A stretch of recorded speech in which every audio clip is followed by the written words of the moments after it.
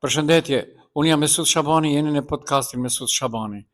Data është 30 muaj, është janar vitit 2026, pra e shkelem edhe një muaj të vitit 2026. Por, po në shkel edhe politika, por po në shkel edhe ekonomia, kështu thanë sot qytetarët në Shkup të cilët protestuan kundër EVN-s. Vërtet e një figurë mjaft interesante, Hoxhën Bekir Halimi, të cilin e njoh që nga vitet 1998-99, kur në radion time në Tetov, Radio Visari, mbante emisione fetare për muajt e Ramazanit. Dhe më erdhi mirë që ishte me shëndet mirë, nuk kemi dëgjuar dhe nuk kemi parë moti. Ta dëgjojmë Hoxhën, i cili ishte ndër protestuesit sot në Butel për faturat e larta të energjisë elektrike.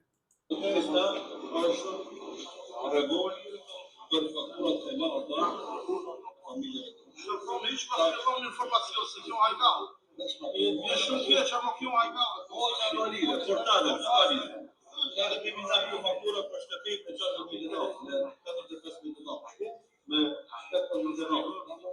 Që rasur me ardhunat personale për shtëpia tona, i vjen më e shtejnë faktura rrëmës sa ta në personale shkallin. Edhe është situatë pas të lërmushme, dhe pas lërmushme, që pune si mos të rrëmës e lekë. Edhe kjo përgjësi që faktisisht nuk është organizuar me mënyrë të përfillë, është spontane, mirë po pasojat kanë qenë shumë mëdha në fakt. Pra shteti edhe konkretisht EVN kanë qenë shumë të mëndshëm edhe të përshëm për mos regulluar me këtë situatë sociale që është prodhuar. Edhe zakonisht nuk kemi atë rast social i cili me 8.000 dinar në sociale e 6.000 dinar për gundrim. Po, 8.000 dinar është shumë mirë. Janë probleme reale, shumë në njëftit natyrë, nësjesh ka parë me qajtë edhe të rëfitës. Po pra, ishte një deklaratë e hallit, si që tha dhe Hoxha i respektuar dhe i nderuar Bekiri, por, afës, respekte, ty dhe gjithë atyre bashkë qytetarëve tuaj që ishim mbledhur në lagjin Butel. Problem EVN dhe DAP-in askush nuk i mund në Maqedoni. Shteti ka 10% aksioneve në EVN, ndërsa DAP-i është kretë diçka tjetër, është pra dy gjëra që janë mbi shtet, DAP-i dhe EVN. E tash i kthehemi pak kësaj. Me keqardhje do të them, por në qeveri është ministri i ekonomisë nga radhat e Vlenit. Pse nuk ulet Vleni dhe ta sqaroj këtë punë? Sepse ndër protestuesit pati edhe deklarata të tilla që thoshin lëvizja e asaj vjes të kuqe që qarkullon në Rrym është më shpejt të na se sa në Maqedoninë tjetër, ta zonë në Kavadarci, në Gjevgjeli e kështu me radhë. Dhe njëri dha një ide shumë të mirë dhe interesante. Pse nuk del një delegacion ta marrë një orë e cila është në lagjet e Shkupit, po ta zonë edhe prej Tetovës, pse ose njëta problematikë është këtyre ditëve, dhe ta dërgojnë në Strumic. Dhe atë orën aty banorit ta binë në Shkup ose në Tetovë dhe t'i lëshojnë. Shohin se si lëvizën kjo këtu dhe si lëvizje e Shkupit atje. Pra ishte mjaft ide interesante, pra qytetarët nga zorti u krijohet origjinaliteti. Pra, mbetemi me shpresë se unë u muti se problem do jetë shumë problem për të mundur EVN në këto situata. Turlifartruqesh ekonomike, biznesore janë duke bërë dhe qeveria mund të ndikojë, por nuk don, sepse ka intereset e veta materiale, mbush buxhetin me 10%. Okej. Nuk është okej, por ne vazhdojmë më tej, pra vazhdojmë më tej. Mickoski, jo që është bërë trim, jo që është bërë herop, ai si pas gjithë gjasave do të dalë edhe mbi Gruevski, sa përket disa lirive të drejtave të qytetarëve. Ai e tha. Ta dëgjojmë se çfarë tha. Dhe Vezano со уставните измени, koje стават на влада. Уставни измени нема да има. Додека сум јас председател на влада. Pra, dëgjohet. Derisa Mickoski është kryetari i qeverisë, ndryshime kushtetuese nuk do të jenë. Nuk do të ketë. Deklaratat e Vlenit, që është pjesë e qeverisë, tash dalin jo hotuese, por Vleni duhet të ikë nga skena politike, jo sonte, por tash, jo nesër, por tash, jo mas nesër, por tash.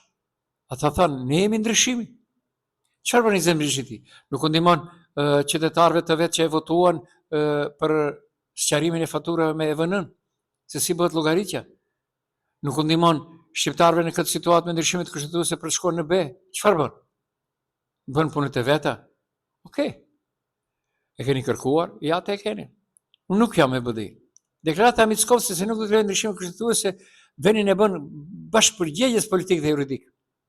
Pra, pasojat e drejtë për drejta për integrimin e Maqedonisë së Veriut në Bashkimin Evropian dhe mosndodhja e saj është e qeverisë.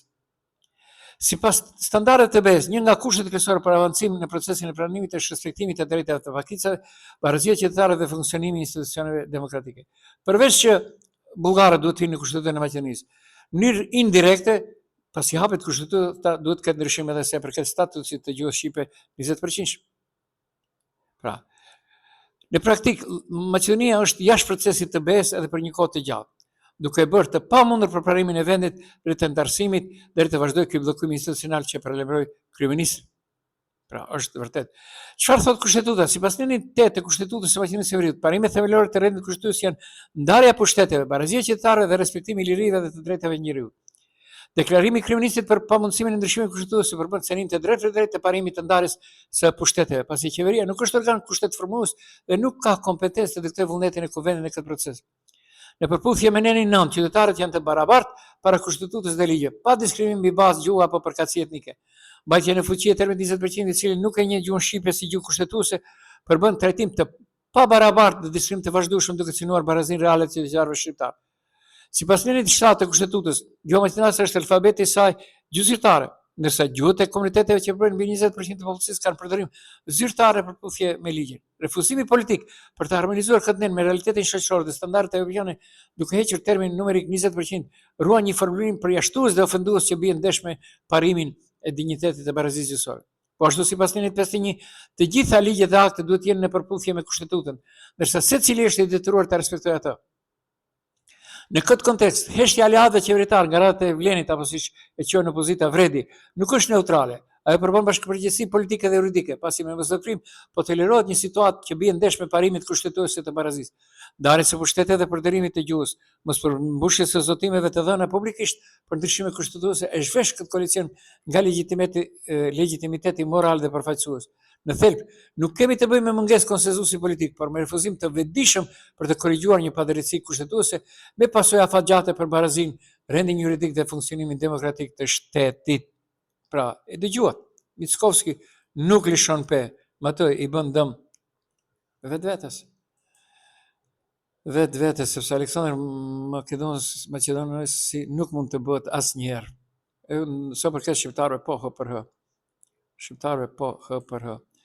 Pra, ajo që ndodhi dhe ka qenë shumë potere, Stojkoviqi doli huq me ato, i mbani mend 7 punëtorët administratorë shqiptarë që ishin në marrëdhënie pune në Ministrinë për Marrëdhënie Ndërretnike i largoi, të cilët kishin vendime me vite. Komisioni për shqyrtimin e ankesave në procedurë administrative dhe në procedurë të marrëdhënies së punës, Komisioni i Shkallës së Dytë ka rithyer në punë 7 administratorë shqiptarë, të cilët në dhjetor u larguan nga Ministri për Marrëdhënie Ndërretnike të udhëhequr nga serbi Ivan Stojković, shkruan sot gazeta Koha. Dhe dini cila do të ishte procedura po të funksiononte shteti juridik. Hajde ministër, pishfije. Si, gjërat më elementare nuk i njeh ministri. Ditë shkoi në për mitingje të Srpska Bosnës dhe lavdrohet. Tash do ndalen pak edhe te ministresha e arsimit. Edhe ajo prej atë ditë që ja bëri kryetarit të Tetovës Bilat Kasamit, mos fol shqip, fol maqedonisht, të gjithë e pam se çfarë mendon. Pas Mila Cerovskës doli më antishqiptare në atë që quhet arsim, edhe atë arsim shtetëror. Dini çfarë thanë? Një universitet mjafton. Ajo është një njësër universitetet shqiptare. Ja nëse ka hap debatin më të rrezikshëm, vlen edhe nuk ka emëruar zëvendës ministër. Merrni me mend.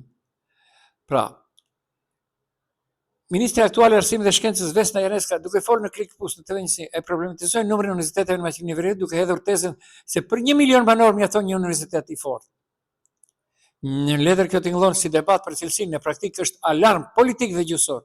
Janeska flet për numra, statistika dhe produkt, por me qëllim shfang nga pyetje kyçe, në cilën gjuhë duhet jetë ai universitet për 1 milion banor? Nëse shqiptarët nuk kanë 1 milion, atëherë maqedonasët janë 1 milion. Problematike se ata janë 1 milion. Në një shtet ku shqiptarët përbëjnë mbi 25% e popullsisë dhe ku e drejta për arsim në gjuhën anëtare është e garantuar me kushtetutë dhe marrëveshjen e Ohrit, kjo hershje nuk është rastësi, është pozicion politik e vlenit. Historia nuk e ka treguar qartë historinë, po ajo. Universiteti vetëm i fortë ka nënktuar gjithmonë universitetet maqedonase. Universitetet shqiptare në quajtur Tepric, Eksperiment, Dëm, diploma, fabrik diplomash e kështu me radhë. Dhe pse pikrisht ato kanë korrigjuar një padrejti historike në qasjen e shqiptarë në arsimin e lartë? Kush i ndal universitetet maqedonase që të jenë në listën e Shangajt atë gjitha listat të tjera universitare, shqiptarët të vlerësuar? Jo. Atë që kanë universitetet shqiptare, prej ku e morën mostrë? Prej universitetet maqedonase.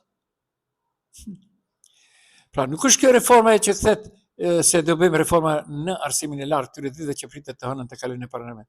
Debati për cilësinë është i nevojshëm. Kjo është rikthimi i logjikës centraliste dhe monoetnike, më keq se sa në komunizëm, e paketuar me fjalor teknokratik. Debati për mbylljen apo delegjitimimin e universitetit në gjuhën shqipe është antikushtetues dhe politik i rrezikshëm. Pa marrë parasysh se shumë universitete shqipe që janë në Maqedoni, ata vetë janë shkaktarë të asaj që edhe u bie numri i studentëve edhe shumë shka tjetër. Vetë janë shkaktarë, duke filluar nga rektorët e përjetshëm e kështu me radhë. Nëse ministri flet për universitet për 1 milion banor, le ta thotë qartë, a do të jetë një universitet maqedonas apo një universitet shqiptar, apo një model realisht multigjësor dhe i barabartë. Për këtë sqarim deklarata nuk është reformë arsimore, por sinjal alarmi për shqiptarët. Në ndërkohë, ajo ka dhënë edhe një deklaratë tjetër. Thotë, të janë proceduar kallëzime penale për diplomat të falsifikuara dhe se ligji për momentin lejon vetëm dënime, por se së shpejti do të vinë në fuqi ligji i ri për arsimin e lartë. Me çfarë do të ketë procedura të tjera për këto diploma të falsifikuara. Siç thotë ajo, raste me diploma të falsifikuara ka pasur edhe më herët, por ka edhe tani. Ta dëgjojmë pak. Ministri i Arsimit dhe Shkencës Vesna Janevska në Klik Plus në televizionin 21 deklaroi se aktualisht po punohet mbi kallëzime për diploma të falsifikuara dhe se ligji për momentin lejon vetëm dënime, por se së shpejti do të hyjë në fuqi ligji i ri për arsim të lartë, me çfarë do të ketë procedura tjera për këto diploma të falsifikuara. Siç thot ajo, raste me diploma të falsifikuara ka pasur edhe më herët, por ka edhe tani. Сите пријави кои ни се доставени се процедурирани. За жал, законот никаде не е деците не вели што треба да се постапи откако ќе се заврши процедурата. На голем број на процедури сме ги решиле со казна на субјектите кои направиле прекршок. Po pra, unë do kisha dhënë një ide, ashtu ide popullore. Po le të filloje ministresha nga kabineti i saj. Ti shoj. Pastaj le të filloj nga drejtoritë, le të filloj nga ministritë e kështu me radhë. E tek atëherë le të drejtohet universiteteve. Vërtet në universitete ka keq përdorime. Por të thuash se një universitet mjafton në 1 milion banor, kjo sigur i vjera. Për fund dhe njerë, mos u mërzitni, ja? Mos u mërzitni. Borxhi publik e Maqedonisë ka arritur, e thot Ministria e Financave, në 10 miliard euro. 10 miliard euro. Qëndroni. Dimri po veç është i vështirë, por pranvera dhe jetë edhe më nxehtë se sa mendoni. Tek Maqedonia hyn në një krizë edhe politike, por sipas gjitha gjasave edhe ekonomike, paralajmërojnë edhe ndërkombëtarët, por paralajmërojnë edhe partitë opozitare. Qofshin ato shqiptare, qofshin ato maqedonase. Unë ju përshëndes. Dëgjojmë nesër mbrëma. Një Mesut Shabani. Jeni në podcastin Mesut Shabani. Bëni një subscribe.